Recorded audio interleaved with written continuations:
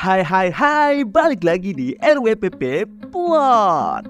Setelah menonton episode 11 anime Kaiju nomor 8, kalian pasti ngeh dengan kemunculan sesosok bapak-bapak jambang. Gile, lihat aja nih, jambangnya banyak banget. Jika yang belum tahu, dia adalah Shinomiya Isao. Yap, dia adalah ayah dari Shinomiya Kikoru. Pantas saja Kikoru begitu kuat. Ayahnya saja seorang direktur jenderal pasukan Defense Corps. Tapi, tahukah kalian, Mimin akan berikan beberapa fakta tentang Isao Shinomiya. Ini dia 6 fakta Isao Shinomiya. Nomor 3, bikin kaget. Nomor 1, prajurit terkuat pasukan Defense Corps. Fakta jika pasukan Defense Corps dipersiapkan untuk menangani kaiju yang datang menyerang. Pasukan ini dipersiapkan untuk kondisi tersulit dalam operasi pembasmian kaiju karena nyawa mereka setiap saat terancam. Tapi dari sekian banyak prajurit, hanya beberapa saja yang bisa mencapai kekuatan tempur di atas 20%. Di antaranya para kapten dan wakil kapten. Tapi di atas itu semua ada satu sosok yang dikatakan sebagai prajurit terkuat, yaitu Isao Shinomiya. Tidak dikatakan berapa jumlah daya tempur maksimal yang bisa dia keluarkan, tapi terlihat dari jabatannya saat ini dan dari pertarungan saat melawan Kaiju nomor 8, terlihat kekuatan luar biasa dari Isao Shinomiya. Dia bisa membuat Kaiju nomor 8 terpojok dan berubah ke mode terkuatnya. Dan fakta ini diperkuat karena dia adalah guru dari Gen Narumi, kapten dari unit divisi 1 pasukan Defense Corps yang merupakan unit paling kuat. Diungkapkan, setiap kali latihan, Gen Narumi tidak pernah bisa mengalahkan Isao Shinomiya. Gen Narumi yang punya mata yang bisa melihat masa depan saja bisa kalah dari Isao Shinomiya. Jadi betapa kuatnya Isao Shinomiya ini. Nomor 2, pengguna senjata Kaiju nomor 2. Dengan kekuatan normal sebagai manusia saja, Isao Shinomiya sudah sangat kuat. Ditambah dengan kekuatan dari senjata yang terbuat dari Kaiju nomor 2. Dikatakan pada tahun 1972, Kaiju nomor 2 hampir saja meratakan Sapporo. Dia adalah pemilik kekuatan daya hancur terhebat. Dan hanya Isao Shinomiya yang mampu menggunakan senjata ini. Terlihat saat pertarungan melawan Kafka. Kafka merasakan sendiri kekuatan dahsyat dari senjata ini. Sampai-sampai dia harus masuk ke mode full powernya. Barulah Isao Shinomiya bisa dikalahkan. Nomor 3, alasannya begitu menekan Kikoru. Saat dia pertama kali diperkenalkan, Isao Shinomiya cukup dibenci oleh pembaca atau penonton. Bagaimana tidak, dia digambarkan sebagai sosok ayah yang selalu menuntut kesempurnaan dari anaknya, Kikoru Shinomiya, yang membuat Kikoru menjadi sosok ambisius yang mengejar kesempurnaan. Sosok ayah yang tidak pernah mengapresiasi pencapaian anaknya. Tapi terungkap saat menjelang kematiannya jika yang membuatnya seperti itu adalah janjinya dengan istrinya, Hikari Shinomiya. Yap, saat kecil Kikoru bercerita ke ayah dan ibunya jika dia ingin menjadi pasukan Defense Corps.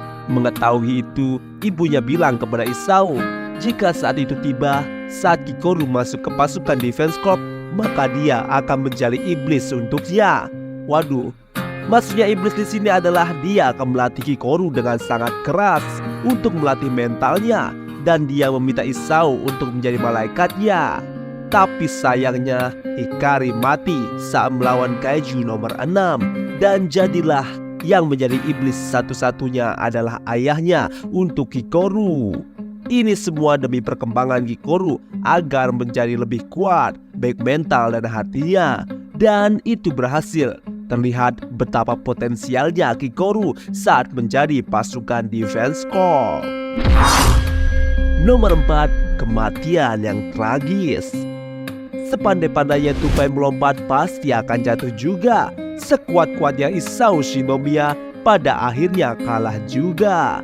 Saat penyerangan yang dilakukan oleh Kaiju nomor 9, di mana dengan cerdasnya dia membuat cloning untuk menyerang kota dan memancing Kafka dan Gen Narumi untuk keluar markas, membuat kesempatan Kaiju nomor 9 yang asli menyusup ke kantor pusat Defense Corp dan dengan leluasa menyerang Isao Shinomiya. Dan inilah titik menyedihkan dari Isao Shinomiya, di mana dia belum siap untuk melawan Kaiju nomor 9 yang menyerang mendadak. Meski sempat melawan, tapi Kaiju nomor 9 terlalu kuat. Walaupun Isao sudah mengeluarkan kekuatan penuh senjata Kaiju nomor 2, tapi gara-gara plot armor Kaiju nomor 9, semuanya menjadi percuma. Alhasil, dengan tenaga yang sudah habis, Isao Shinomiya berhasil diserap oleh Kaiju nomor 9 dan kekuatannya bisa dimiliki oleh Kaiju nomor 9. Tragis, sosok terkuat dikalahkan dengan cara serangan mendadak. Waduh.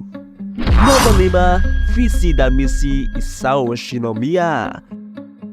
Sebagai seorang direktur jenderal, Isao Shinomiya dalam setiap tindakannya sejauh ini memiliki visi dan misi. Visi yang pertama, menciptakan senjata terkuat Defense Corp. Misi kedua, membuat generasi prajurit Defense Corp terkuat. Dan visi ketiga, memberikan yang terbaik untuk negaranya dan umat manusia dalam menghabisi Kaiju. Untuk mencapai visi itu, maka jadilah sosok Isao Shinomiya seperti yang kita tahu, tegas dan brutal. Dia membiarkan Kafka tetap hidup dan menjadi kartu as untuk Defense Corp dan menyandingkannya dengan kapten terkuat Gen Narumi. Dia juga mendidik dengan keras generasi-generasi berbakat untuk menciptakan prajurit terkuat. Nomor 6, keberhasilan Isao Shinomiya.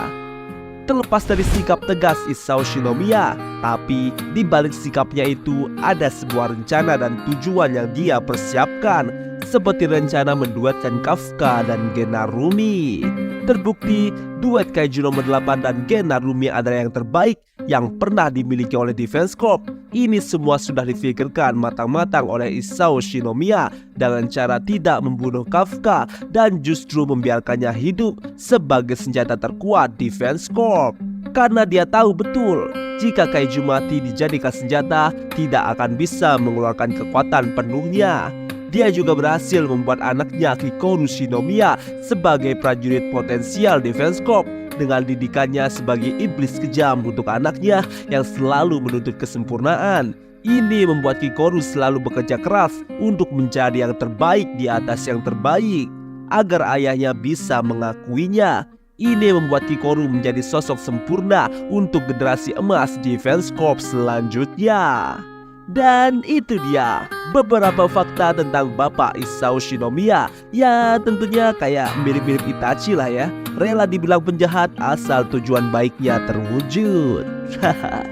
Buat kamu yang suka dengan konten-konten seperti ini, jangan lupa like, komen, dan subscribe.